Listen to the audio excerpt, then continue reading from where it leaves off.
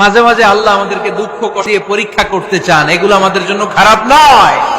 এই দুঃখ, কষ্ট, বিপদ আমাদের কোমরকে সোজা করে, আমাদের পায়ের মাটিকে শক্ত করে। চিল্লায় বলেন ঠিক কিনা? প্রতিকূল পরিবেশে কিভাবে বাঁচতে হয় এই দুঃখ কষ্ট আমাদেরকে শিখায়। এজন্য মুমিন বান্দার বৈশিষ্ট্য হচ্ছে দুঃখ, কষ্ট, বেদনা, জ্বালা এগুলোতে সে আপসেট হয় না, সে হাল ছেড়ে দেয় না, সে ভরসা রাখে একজনের উপর। চিল্লায় বলতে হবে তিনি কে? কারণ মুমিন জানে রাত্রি যত গভীর হয় অন্ধকার তমানিসা ভেদ করে সুবহে সাদিক হয়। মুমিন জানে গর্ভবতী নারীর পেটের ব্যথা যেই দিন বাড়তে থাকে ওই দিনই নতুন মেহমান আগমনের সময় ঘনাতে থাকে। মুমিন জানে তার জীবনে দুঃখ, কষ্ট, বিপদ যত বাড়তে থাকে সুখের দিন কাছে আসতে থাকে। এজন্য মুমিনের হারাবার কিছু নেই। ফাইন্না মাআল উসরি ইউসরা, ইন্না মাআল উসরি ইউসরা। নবী হে, কষ্টের পরেই আছে আনন্দ, দুঃখের পরেই আছে সুখ। আপনি সমস্যায় পড়েছেন, ওই সমস্যার সমাধানও আছে না নাই? এই পৃথিবীতে এমন কোন সমস্যা আছে যেটা সমাধান নাই? কথা বলেন। সমস্যা তৈরি করেছে কে? আবার সমাধানও দিয়েছে কে? আল্লাহ doesn't create a lock without its key. আল্লাহ কখনো চাবি না বানাইয়া ওইটার তালা বানায় নাই। কথা কন। তালাও যেহেতু আছে ওই তালার চাবিও বানিয়েছে কে? মা আনজালাল্লাহু দাআন ইল্লা আনজালাল্লাহু লাহু শিফা। আল্লাহ দুনিয়ায় এমন কোন রোগ পাঠায় নাই যেই রোগের ঔষধ বানায় নাই, এমন কোন রোগ নাজিল করে নাই যেই রোগের কোন চিকিৎসা বানায় নাই, হয়তো সেটা আবিষ্কার হয় নাই। অনেকে ক্যান্সারের কথা বলতে পারেন যে হুজুর ক্যান্সার এমন রোগ, এই ক্যান্সার তার নাই কোনো অ্যান্সার, কিন্তু বিজ্ঞানীরা বলতেছে এটারও অ্যান্সার আবিষ্কৃত হচ্ছে। সুবহানাল্লাহ কইবেন না? কিছু কিছু ক্ষেত্রে হয়েও গিয়েছে। এজন্য দুঃখের পরেই আছে সুখ, কষ্টের পরেই আছে আনন্দ। এই দুনিয়াটাই এরকম, কষ্টের পরই আনন্দ। দেখবেন তারাবির নামাজ 20 রাকাত পড়তে কষ্ট লাগে না? কোমরে ব্যথা, হাঁটুতে ব্যথা, কিন্তু 20টা রাকাত যখন শেষ করে মসজিদ থেকে বের হই একটা আনন্দ আছে না নাই? কষ্ট করে পরীক্ষার জন্য প্রিপারেশন নিলেন আপনি কয়েক মাস, কিন্তু ফলাফল যখন ভালো হয় তখন একটা আনন্দ আছে না নাই? সারাদিন রোজা রাখলেন রমজানে, কি কষ্ট, তৃষ্ণায় গলা ফেটে যায়, কিন্তু ইফতারির সময় যখন রুহাবজা শরবতটা খাই কেমন লাগে? একটা আনন্দ আছে না নাই? এজন্য আল্লাহ বললেন فَإِنَّ مَعَ الْعُسْرِ يُسْرًا إِنَّ مَعَ الْعُسْرِ يُسْرًا। ও নবী, কষ্টের দিন মক্কায় অল্প কিছু দিন, মদিনাতে আনন্দের দিন অপেক্ষা করছে। আমাদের জীবনে যদি দুঃখ কষ্ট আসে আমরা ধৈর্য ধরবো, তাওয়াক্কুল করবো একজনের উপর, তিনি কে? কারণ আমরা বিশ্বাস করি কষ্টের দিন এটা চিরকালের জন্য নয়, সামনে আনন্দের দিন আমাদের জন্য সেট করে রেখেছে কে? বিপদে পড়লেই ডাকবো কারে? আমাদের অসুস্থতাকে সুস্থতায় পরিণত করে দিতে পারে কে? চাকরির জন্য পাগল পারা, চাকরি নাই, চাকরির ব্যবস্থা করে দিতে পারে কে? বিদেশে যেতে মনে চায়, পাসপোর্ট দিয়ে রেখেছি, ভিসা নাই, ভিসা লাগায় দিতে পারে কে? কিন্তু আমরা দুঃখ, কষ্ট, বেদনা কিছু একটা হইলেই সবার আগে আল্লাহরে শেয়ার করার আগে ফেসবুকে শেয়ার মেরে দিই। আছে না নাই? আপনাদের ফেসবুকে অ্যাকাউন্ট আছে নাকি? কার কার আছে দেখি?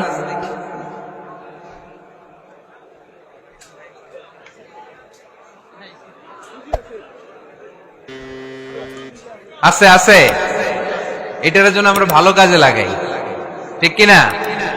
আপনি চাইলেই এমন ভাবে ফেসবুক ফ্রেন্ড লিস্ট করতে পারেন যারা ভালো ভালো জিনিস শেয়ার করে, যারা মোটিভেশনাল জিনিস শেয়ার করে, ইসলামের পক্ষে কথা বলে। আপনার এক একটা শেয়ারে অনেকের জীবন বেঁচে যেতে পারে, ঠিক কিনা? একজন মুমূর্ষ রোগীকে বাঁচাতে রক্তের প্রয়োজন, রক্তের গ্রুপ এ পজিটিভ। যারা রক্ত দান করতে আগ্রহী তারা এই নাম্বারে যোগাযোগ করুন। ফেসবুকে মাঝে মাঝে এরকম নিউজ আসে না নাই? আপনি just you put down in share, শেয়ারের মধ্যে একটা পুট করে দিলেন, একটু শেয়ার মেরে দিলেন, ছড়িয়ে পড়লো হাজার হাজার ফেসবুক ফ্রেন্ডদের কাছে। তাদের অনেকে ব্লাড দিতে আগ্রহী, সে তাড়াতাড়ি যে সেখানে ব্লাড ডোনেট করে আসলো। আপনার একটা শেয়ারের কারণে বেঁচে গেল অনেকগুলো প্রাণ। চিল্লা এখন ঠিক কিনা? রক্তদানের মতো শ্রেষ্ঠ ইবাদত হতে পারে? আমরা মনে করি শুধু জিকিরি ইবাদত, আমরা মনে করি শুধু নামাজি ইবাদত।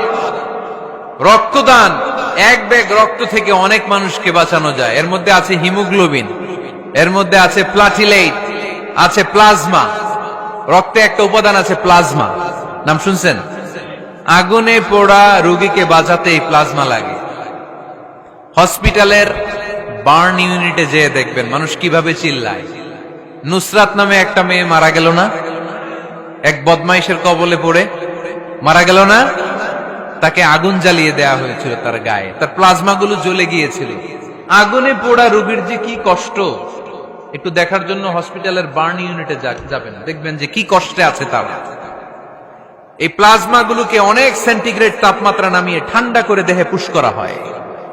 আপনার এক ব্যাগ রক্ত থেকে প্লাজমা আলাদা করা হবে, প্লেটলেটস আলাদা করা হবে, হিমোগ্লোবিন আলাদা করা হবে, শ্বেতকণিকা, লোহিত কণিকা আলাদা করে অনেকগুলো মানুষ বেঁচে যাবে। এজন্য ফেসবুক থাকাটা দোষের কিছু না, তবে ভালো কাজে আমরা ব্যবহার করব, ঠিক কিনা? আপনার ফেসবুক শেয়ারিং আপনার জান্নাতি বানাতে পারে, আর আপনার ফেসবুক শেয়ারিং আপনার জাহান্নামের লাকড়ি বানাতে পারে। চিল্লায় বলেন ঠিক কিনা? So the decision is yours. সিদ্ধান্ত আপনাকে নিতে হবে, আপনি কিভাবে করবেন। যে কোনো বিপদে ওয়া ইলা রাব্বিকা ফারগাব, কোন দিকে মনোনিবেশ না করে কার দিকে মনোনিবেশ করব? যে কোনো বিপদ আপদ ফেসবুকে শেয়ার করার আগে শেয়ার করব কার কাছে? আমাদের যার যা লাগে আল্লাহ সবও যদি দিয়ে দেয়, আল্লাহর ধনভাণ্ডারের 1 ইঞ্চিও কমবে? হাদিসে কুদসিতে আল্লাহ বললেন, লাউ আন্না আউওয়ালাকুম ওয়া আখিরাকুম ওয়া ইনসাকুম ওয়া জিন্নাকুম, পৃথিবীর সব জিন, পৃথিবীর সব মানুষ বিশাল মরুভূমিতে দাঁড়িয়ে যদি আমার কাছে চাইতে শুরু করে, আল্লাহ এটা দাও, ওটা দাও, ওটা দাও, আমি আল্লাহ তোমাদের সব চাহিদাও যদি মিটিয়ে দেই, আমি আল্লাহর ধনভাণ্ডারের 1 ইঞ্চিও কমবে না। এজন্য চাইবো কার কাছে? বিপদে আপদে ভরসা করব কার কাছে?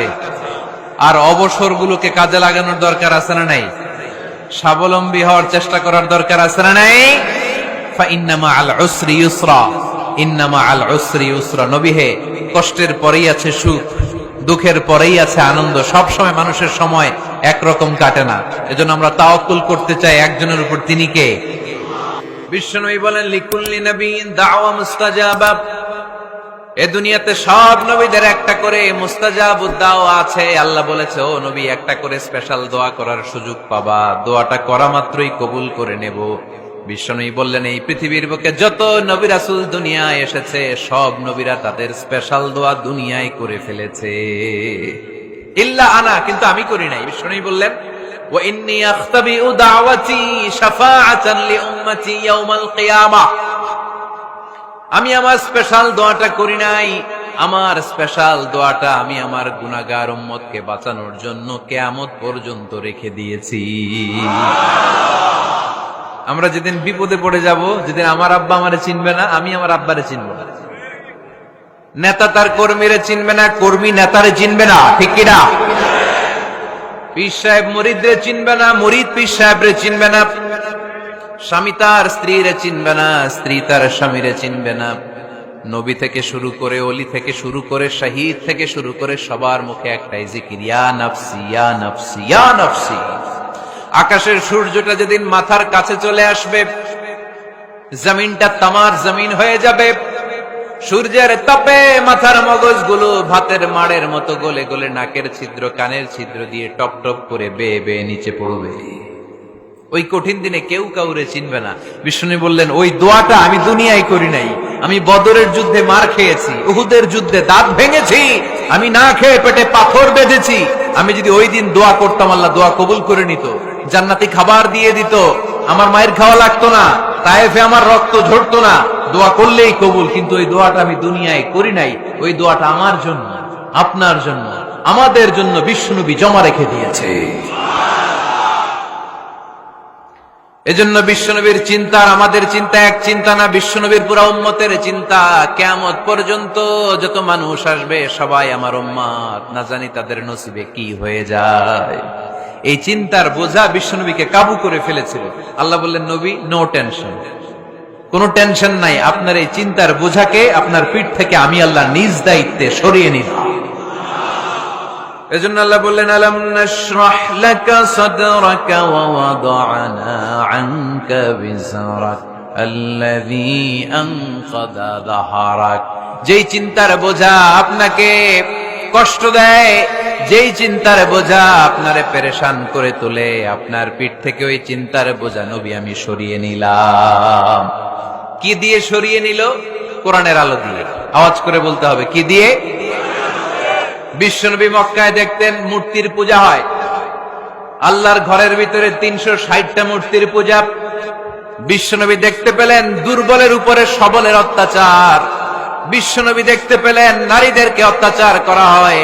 কন্যা সন্তান হলে বাবা তার মেয়েটাকে নিয়ে জঙ্গলের ভেতরে ঢুকে কিংবা মরুভূমির ভেতরে যে জীবিত দাফন করে দেয়। ওয়াইদাল মাউউদাতু সুইলাত ওয়াদুল বানাত। বিশ্বনবী এগুলো দেখতেন চারপাশে। দেখে এই পথহারা জাতিকে কিভাবে উদ্ধার করবেন, কি দিয়ে উদ্ধার করা যায়, এই টেনশনে বিশ্বনবীর পিঠ বাঁকা হয়ে গিয়েছিল। উপমা বাঁকা হয়ে গিয়েছিল। বিশ্বনবী সব সময় পেরেশান থাকতেন। আল্লাহ বললেন, নবী টেনশনের দরকার নাই, হেরা গুহায় এমন একটা নূরের আলো দিয়ে আমি আপনারে আলোকিত করব, যার মাধ্যমে সব পেরেশানি দূর হয়ে যাবে। ألم نشرح لك صدرك ووضعنا عنك وزرك الذي أنقض ظهرك। আপনাকে পেরেশান বানিয়ে দেয় এরকম সব চিন্তার বোঝা আমি আল্লাহ সরিয়ে নিলাম। সুবহানাল্লাহ।